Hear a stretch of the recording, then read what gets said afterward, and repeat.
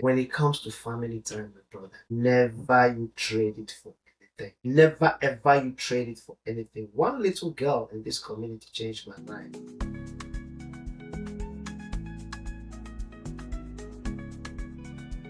Business owner, entrepreneur, entertainer, or a professional that have a story to tell, or a product or service that you want to put out there for the world to see. All I want you to do is to shoot me an email on info@Oakannex.com, and you will be glad you did. Thank you.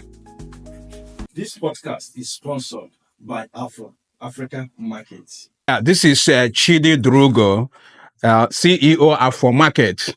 Afro Market is located in 3 places, and we have one in 1100 Clinton Avenue in Arlington, 352 West Market Street in Newark, and even 5228 West Market Street in Philadelphia. I just want to tell you, listen, come out en masse. Whatever you do, always patronize Black-owned businesses. I mean, we cannot do it enough. Always patronize Black-owned business. Therefore, patronize Afro Market, and it shall be good with you. Welcome to Oakannex Hangout. On today's episode, we have the pleasure of hosting a renowned biomedical engineer in New Jersey, Engineer Victor Ibeka. Welcome to Oakannex Hangout. Thank you very much, Oakannex. It's my pleasure to be here with you today. Engineer Victor, can you take us through your journey, how it all started, and how you got to where you are today? My journey is such a long, for the sake of time and to make our interview very interesting, I'm going to make it short. Go ahead. Okay. So I would like to talk more about my journey as an adult in the USA. You know, when I came to the USA as an adult, I came in as an accountant. But back home, so he went and told my father that Victor is such a brilliant guy. I think Victor will be a wonderful accountant. When he gets to Nigeria, let him write the famous Nigerian icon, and he will make a lot of money. So they took out all my science courses, and there you go. I ended up doing accounting in the university. So when I came to America as an adult, it was like a second chance for me to really do what I love so much. So I decided to start from the scratch. So we are in New Jersey, of course, and Essex County is very popular. So I went to Essex County and did a placement test, because at this point I just want to change my career entirely to do what I love doing best, which of course engineering. So I did the placement test. It came out the way it came out, and I was so happy the way it came out. So because of course if you go to Essex County, you don't want to tell them that you were done with college already, you have your degree and stuff. You have to sometimes pretend, unfortunately, that you just did high school. So I wrote it the way I wrote it, and then the result came out. Then I started at SS County as electrical engineering student. SS County electrical. I started that journey. It was wonderful. Math was a little challenge, but I keep on working hard, pushing myself to the highest limit. And before I could graduate from SS County, I was the best student in math. Okay. I was the best at that time. I used to teach my own fellow students. We go to, sometimes I take them to Sitting Hall University on Saturdays and I would teach them. I used to have a famous professor then, Dr. Mamta from India. Sometimes he would just like call me up in the class, like, Victor, how do you do this? Can you tell your classmates how you figure this math out? Because then we're doing calculus 1 and calculus 2. So, and then I would just tell them it's just practice. So after Essex County, it was wonderful. And then we graduated and I had a job with New York Presbyterian Hospital. In the hospital setting, they don't really do like engineering practice as per se, but every engineering course or practice or career has a name that is called in the hospital. So there's this word, this field called biomedical engineering. To be honest, it's not familiar to me, because I did electrical engineering. So what's biomedical engineering? I really didn't know. I wasn't researching, but with the help of a friend, so I was able to research and then know what was biomedical engineering. So I applied. I went there for the interview. Everything that the engineers were asking me. They first of all asked me my background. I told them electrical and computer. So they started asking me things about Ohm's law, things about computer and stuff like that. So I answered brilliantly, and they were like, "Oh, they are impressed." So I got into the field, biomedical engineering. That's It's like electrical engineering in the hospital. Okay. Okay, very interesting field. So when I jump in there, they saw my strength, and there I started training, going to Wisconsin to GE facility. I went to Philips training, went to Siemens training, all kind of training. But with the strong electrical engineering background, I was able to come out with flying colors. You know, Okay. so I was one of the at that time one of the strongest bones. When it comes to biomedical engineering department in New York Presbyterian Hospital, Cornell. Okay. So yeah, I did that for 1 year with my Essex County degree, which was wonderful. I was doing so well, and my departmental heads were so happy with me. I work on ventilators, EKG machines, CT scan machines, all kind of monitors, just to name a few. Scale, whatever that is used in the hospital that is plugged somewhere for electricity or something to go into. Anything, when you walk into the hospital today, anything you see that is plugged to receive electricity, we Okay. take care of it. So we are like the strong bones for the doctors to succeed in what they are doing. Because if a doctor want to know your blood pressure, use the blood pressure vital machine to check. If the blood pressure vital machine is not good, the doctor will give you a wrong result. So that's where I come in. I calibrate the blood pressure machine, make sure it's good. Your scale, if your scale is giving you a wrong reading, I mean, your BMI might be wrong by the doctor. So I have to make sure the electronic scale, is giving the right weight and the right height. Same with glycometers, same with ophthalmoscope, same with thermometer, a whole bunch of stuff. Same with the EKG. If my EKG is not well calibrated, a cardiologist will not give you a very nice result. So I have to make sure the EKG is fine, well calibrated. And again, we repair all these things, and to some greater extent, we still program and design and Wow. recommend, for a lot of these companies based on what we see every day in the hospital. High precision and accuracy It, is of essence yes, dealing with very, very, life. it's all about life. I You mean, have to be very, very precise, especially dealing with stuff like ventilator. You have your loved ones that are sick, and the only hope you have is to put them into ventilator to see if they can wake up from maybe coma or something like that. So imagine where a doctor has already done everything he needs to do, and at this point he feels like the only thing that can save this patient is a ventilator. Let's see if we can win him out wow. of that coma. And then you put somebody loved one in the ventilator, and the ventilator is not working. That means you've just killed somebody. Wow. Same like incubator. All right, Yeah. the incubator for the baby. A baby is born premature, put the baby in the incubator.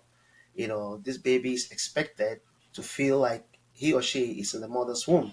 So if you don't calibrate this machine very well, if a baby is supposed to have like 30-degree warmness, and that baby is having less or more than that, you're hurting the baby. So all these things it counts a lot. When it comes to like surgeons, we have the robotic surgical machine. I take care of these things. We repair them, calibrate them. We make life easy for nurses and doctors. So that's I would say, the first part of my story after Okay. I graduated from Essex County.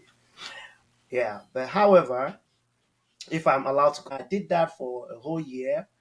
Then for 1 year I did not go to school because I had my first baby, Chelsea.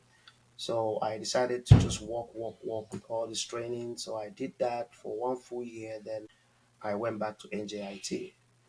So Okay. when I got back to NJIT, that's when I was introduced to the biomedical engineering department, which is a little lesser department compared to electrical and computer. So I got in there, I did electrical and computer engineering, which because it's higher than biomedical. But when you do biomedical and NJIT, it's assumed you're coming out with a lesser degree. But when you do electrical and computer, it's like you can even do biomedical as a second degree, just about 2 or 3 courses, and that's about it. Okay. So when I graduated from NJIT, life became a little bit interesting. Immediately, my hospital saw that degree. Victor, you did this? Yes, of course. At that point, So, how did it make you feel? I felt so well. I felt so accomplished. I felt so fulfilled. You know, starting as someone who I never knew I could get back to my original dream of being an engineer. That's one good thing America can give you. So if there's anyone out there who is still wondering if they can make it, if they can actually go back to what they really want as a person, I'm here telling you I'm a living witness. I started from scratch at SS County, and finally I finished SS County, went to NJIT, graduated, came out with flying colors, and you know, I'm doing what I'm doing today. I did a course that I would like say every like average person would think that it's a rocket science. It was tough, but it takes tough people to make tough things to become easy. So I did that. If I can do it, my brother or my sister watching Oakannex TV today or Oakannex broadcast, I tell you, this is it's not even late. Before you know it, 1 year is gone, two, three, four. Before you know it, you're a graduate and you start making six figure. Good. Yes. Was there a point that you felt like giving up? Going by the challenges, the stress. It wasn't rosy, just like you're saying. Yes, yes. There was a point when I felt like when I had my baby, when I graduated from SS County and I had my baby, I was going to every day. I normally travel to, or rather, I normally what's it called, transport myself from New Jersey here to New York because it was New York. I will be up all night, but I still have to go to work. So at that point, I was like, Victor, what are you doing? So it was in between taking care of this little one that God has given me, or just continue doing this work, sleeping in the bus and the train. Sometimes the bus will get to New York and they'll have to wake me up.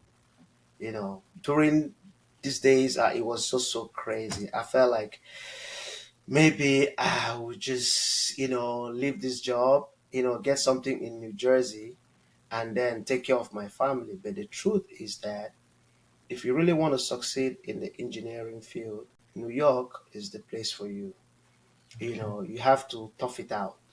So I decided to tough it out, and here we are today. It paid off. It paid off. It paid off more than I expected. Good. At Yeah. least when people hear your story, they know the possibility. That's one Yes. of the major reasons that I came to you because you're already there. Now, for someone that is, still contemplating going into that field, Okay. maybe starting from how you started from Excess County and Whatever they've taught you, right? So with that, you can easily get into the biomedical field. But if you have not been into, like, I went to Philips training one time where we did the Philips PKX monitoring system for the hospital. And it turns out that the guy that was training us for the class used to be an RN nurse. So he has been using that system, PKS system, for such a long time in the hospital. He knows how to admit patient, discharge patient, assign a monitor into a patient room, talking to nursing station when the system is down. He knows how to do all these connections. And then sometimes before the text will call Philips, this guy connects everything by himself because he's used to doing it. So when opening came in Philips, he applied and he got a job. Philips company trained him very well, and today he's a trainer. So if you work in the hospital and you think that biomedical engineering is something you want to do, you can start as a Tech 1. But the good news is that they will always train you. Okay, you must be trained. because what you will be handling most of the time, life saving, to make it to do your pursue as a career.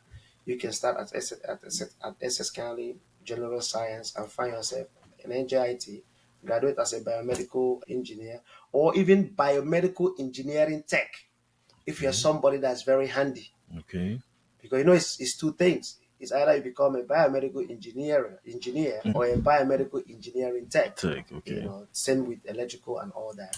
So that's it. It's really easy. And again, I'm here. Okay. I'm Yeah. here in the community, Reach out to me. I'm very easy to access, Okay. busy schedule, but then I do what I do to help my To a great extent, people know you as Igwe. okay. I know some people will be surprised to know you're an engineer. Yeah. So how has it been, leading one of the biggest socio-cultural group in America, Yeah. the Odinma Anaedo, combining Igweship with Yeah. your engineering career? Yes. I must tell you, it's very tough. Okay. It's not an easy thing.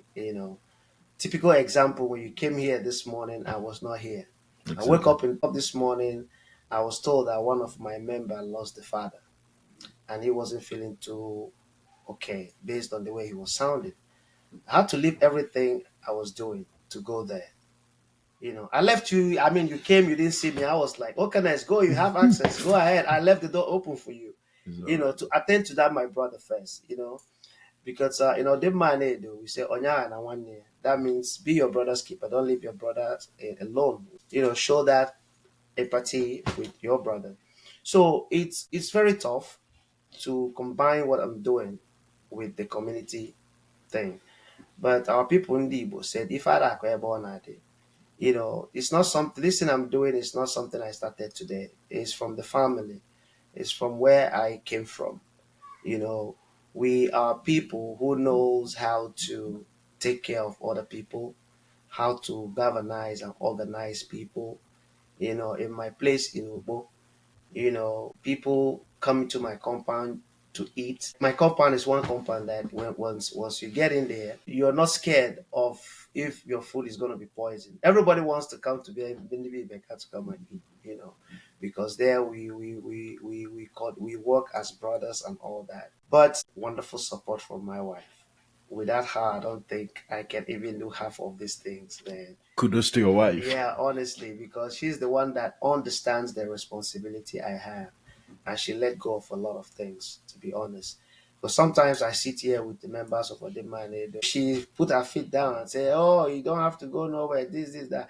I mean, as a man, you want to like sometimes prove that you're stubborn or you exhibit your power. But at the end of the day, if you exhibit your power and the home is not happy, I mean, it doesn't make sense Yeah. you know so she is like, I would say, like strong 60% of the support, the resilience, the strength that I have to do what I have to do. So yeah. Okay. Under your leadership, if I'm not mistaken, you've Yes. recorded tremendous achievements, Yes. countless. Yes. You throw more light on your achievements. Okay, when we started the backbone, to be fair to myself and to be honest to what we are doing, you know of where or what we decided to do as a club, we switched it to our culture, who we are. And if you check all over the world today, those that identify with who they are sometimes find life a little bit easier. Social life, connecting with one another, having a bigger community and identifying with that community, things becomes a little bit easier to handle. So when we started, I figured it out that we are in a foreign country that's very far from home. We continued and continued and continued. Even came recorded a lot of achievement. But at the end of his tenure, thank God for him too. Because to start something is not easy. He was the Isinebogidi. He started everything. He was like the man who has the cap on his head at that time. Tough, but he will call me, Millie, are we good? I'll be like, yes, we are good. He'll be like, I trust you. Go ahead. As the leader, I make sure I make everything happen. So finally, when I came in as the Igwe of Odinma Anaedo, it's like something you already know how to do. At this point, you have the, not that you have all the power, but you have what it takes to do the things that you envisage, like your vision for the club, to bring it to life. So at that point, I didn't see anything holding me to bring the vision Anaedo to to figure out what I'm gonna do every year. You know, I am the person people. I don't have any reason. Anybody you hear, like if you any day you go to this community, I be like, oh, me and Victor is having a problem with me or something. Then you are the problem. I don't have any enemy. If you are my enemy out there, then it's up to you. Exactly. So I know how to associate with my people. I appreciate human being. I appreciate love. I appreciate one another. I appreciate who I am as a person, and I appreciate my culture, Ndi Igbo. So it's a big thing for me. So with that in me, and that resilience and that love for my culture, it was easier for me to exhibit it. The came and the video did. It was like, that was you, right? Yes, sir, that was. He said, what was that? He said, it was huge. I said, that's the biggest masquerade in the world. How did you make it happen? It's a long story. It's not something we can talk today. He said, oh, wonderful. I didn't know you have a big culture like that. Wow. I said, yeah. So you see, little things like that goes a long way. And from that day, the man started seeing me differently. Exactly. He started seeing me differently. He talks to me with some little, with not like a boss. We talk to, the workers and stuff like that. Oh, Mr. Victor, this, that. And to make matters even more interesting, one of our co-worker, I gave. I want to take you back to your leadership style. Okay. What influenced your style? Because your style is unique. Being Yes. able to carry everybody along Yes. is not an easy one. Yes, I believe that service to humanity is the best work of life. I believe that, putting people in your shoe, goes a long way for you to understand where they are coming from. Like I said, this morning, I quickly went to a brother that lost the father. I've lost loved one before, so I know how painful it is. When I receive the call that, oh, this guy is behaving this, that, I immediately know where he's coming from. And then at that point, I had to rush. So that leadership style is all about calling humans human, you know, telling someone, like, understand when people come to your house, you have to know how to present the color to them. Oh, Igwe, I've never done this before. No, you have to try, and then not just trying. When they make that mistake, I don't mock nobody, I encourage them, that you've tried, Okay. I mean, try it this way, make it this way, this way. Till today, even at my job, I've trained countless biomedical engineers from HVAC background, Okay. funny backgrounds, that even what's it called? My boss was trying to evaluate me, something like that, in my evaluation. Okay, evaluation. Evaluation, yeah. So he boldly wrote my evaluation. Victor is so passionate of his job that he can train a nobody to be somebody in biomedical engineering. So that got the HR, thinking, man, who is this guy? So a gift came for me during that evaluation year, and my salary went. Nice. Yeah. Okay, Yeah. Igwe, what one thing about you that people don't know? What is that? They don't know. Everybody know I'm from Ubo. Okay. One thing I would say a lot of people don't know about me, those who don't know, they think that we are doing this Igwe thing for the first time. They think it's all about the Igwe ship. A lot of people don't know that we are from a royal family. Okay. It didn't start here today. So a lot of people don't know that. So, and in New Jersey, a lot of people don't even know that I work. Exactly. Talk less of being an engineer. Exactly. They don't know I work. I've seen a lady coming here. I was like, where is Igwe? Oh, Igwe. My wife was like, in pidgin language, Igwe don't go work. Igwe they work. Okay. So yeah, that's one thing I want to believe that. But when they see it, sometimes they get very, very surprised. So I think that's it. Other than that, I'm a very open person. I don't have no skeleton in my cupboard.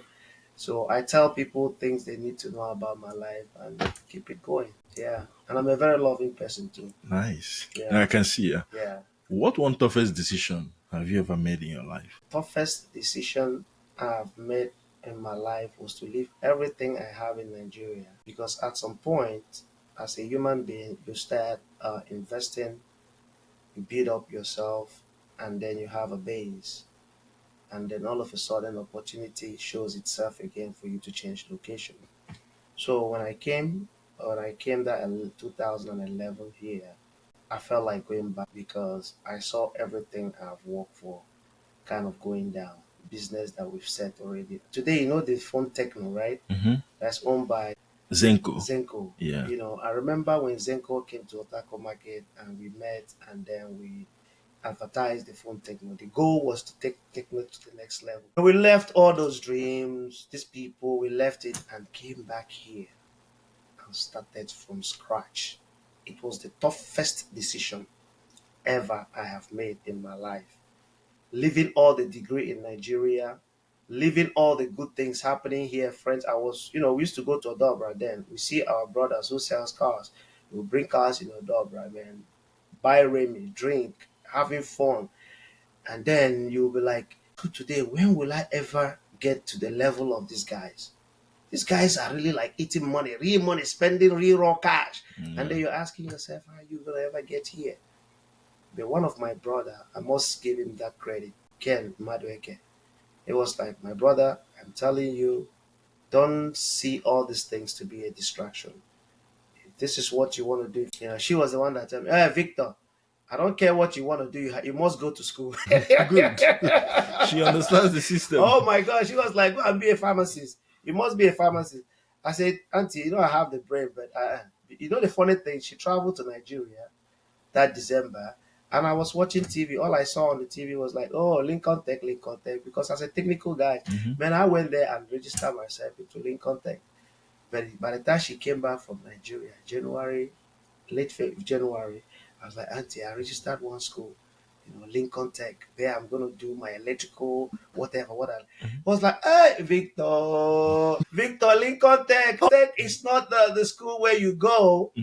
It said it said Incotech is for those who try to make it through regular school and they can't make it, and they go there just to have some kind of career. It's a vocational school.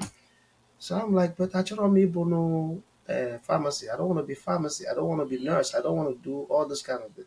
See, Victor, do anything you want to do, but not Lincoln Tech. The funnest thing, because before then, when I did the placement test, I did general science, trying to be a nurse. Yeah. The once my auntie saw that move I made, because what can I do now? Exactly. Once my auntie saw that move, he was like, "Yo, Vic, do whatever you want to do." And when the way I was so happy, we came from a very humble family. We respect our elders. My auntie, oh my God, that's so much. She's my mommy. So I don't like to disrespect her. Whatever she says, I try to follow up, to respect that. So when I told her that this is what I wanted to do, she said, okay, I support you. Go ahead, do whatever you want to do, but you have to go to school. Okay. I ran to SS County. I told him, change my course. The guy was, what do you want to do now? I said, electrical engineering. The guy was like, wow, why all of a sudden, why did you change? I said, this is what I want to do. I said, but why didn't you do it? I said, I thought it was so difficult. I thought, you have to protect your family and stuff like that. So the guy now guided me on courses to take. The few courses I took to do for the general science, they dropped it and all that. And then I started, so it was a tough decision to start from the beginning. And it paid off. It paid off. Without that, I don't even know where You will be now. I want to paint a scenario where you were 2011, just like 2011, okay. just like you made mention. Yes. Some people are there in 2025.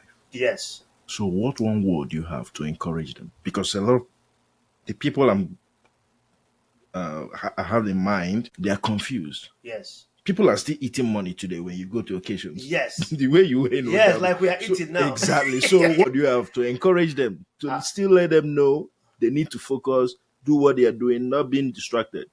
Start now. You have to start now. Trust yourself and believe in yourself that you can do it. Start now. That thing that is your dream that you've always been praying to God, like, I wish I am at this. I wish I'm at. Let me tell you, if I wanted to be a doctor in this country, I would be. If I want to be a pharmacist, I will be. Nothing was stopping me. It was just me to decide. And when I decided to become an electrical engineer, I did it, So whoever that is watching now and is thinking about what to do and what not to do, because human heart is very deceitful. Your heart will be telling you to cut corners, to cut corners. You'll be struggling to cut corners. You go and do all these corner courses, all these little things. You realize that you will come back to the drawing board. The thing will not give you what you want. It won't give you this. It won't give you the exact thing you want to be, So throw all those little thoughts away. Check yourself. You know what you want to be. You want to be a doctor. You want to be a pharmacist, an engineer. Brother, start now. Go to SS County, any of the county college, start. We are here today, 2025, right? Yes. Before you know it, it's 2026. Exactly. Check out 2011 to now. It's over 10 years. If I wanted to have a PhD, if it was my problem, I would have had that.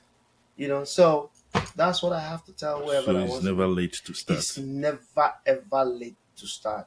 Never ever late. Start now. Okay. And you realize in the next 4 or 5 years, you'll be proud of yourself. And nobody's going to tell you nothing. Okay. Yeah. For people that will be tuning in into this podcast, yes, what one word of advice do you have for them about Oakannex here? Okay, people that will be tuning, one word I have for them. Exactly. Be yourself. Okay. Be yourself and be strong in your decision. Try to always connect to your innermost self. Give way. It's not easy. Yes. You are an Igwe Odinma Anaedo. Yes. You are still a husband. Yes. And a father. Yes. How do you juggle everything? Yes. When you asked me, there was a question you asked me before. I told you my wife is everything. As a matter of fact, yesterday I was at the park. I took my kids to the park. We were a little bit cold, but we were there doing everything. My owner was calling me, Igwe, where are you? We were supposed to do our Biafra remembrance, Yes. So where are you? I said, listen, at this point, I am with my kids in the park. I took them there, walk around, buy them ice cream, even to the smallest. Mm-hmm. Happy. When it comes to family time, my brother, never you trade it for anything. Never ever you trade it for anything. One little girl in this community changed my life with what she said. I'm not going to mention names. No need for that. Yes, I'm not going to mention names. But what happened is that the father was not struggling. They were all about, the Nigerian, when the Nigerians come over here, they're all about career. Mother made it PhD level, father made it PhD level. The children, we don't know what they made it to, nobody know what they, whatever. I don't want to mention anything. Yeah, no need. So, but it turns out that when the father thought the child was rebellion to the family, I went and picked that child up. I don't want anybody to be able to know who I'm talking about. No, anything you're not comfortable. Yeah. You're good. So that's it. So I went and picked that child. That's why I'm using. It's not a he or a she. Mm-hmm. I picked that child up, Okay. right? Mm-hmm. So do you know what that child said? Oh, so again, that's why I said that touched me and changed my life. It prepared me. Okay. Then I didn't have a child even. Okay. That statement prepared me to be a father today. So when it comes to things concerning my children, man, even if Odinma Anaedo is having their festival today, I will leave it and attend to my family. So family first, even where you work, right? Yeah. They will tell you family first. No matter how important you are in that organization, when it comes to your family, you say, go, leave now. My director told me that once when he told my baby was having something in the school. I just, boom, say, Victor, go. To make him understand that I wasn't lying, I went to the hospital and I showed him a picture. He was like, so he said, yeah, but that's what I told you, family first. So with everything going on in the community, I can pull mountains, man. But if my family is not okay, I can't function. Yes. Thank you for that word. Thank you, bro. Then on that note, we're wrapping up. Thank you so much, Igwe. Thank you very, very, for honoring very this much. Invite on Oakannex Hangout. Thank you very much, Oakannex. And I hope to host you again. Please do. Please do. When we have better time, I will Good thank million you. Wilo. Namo.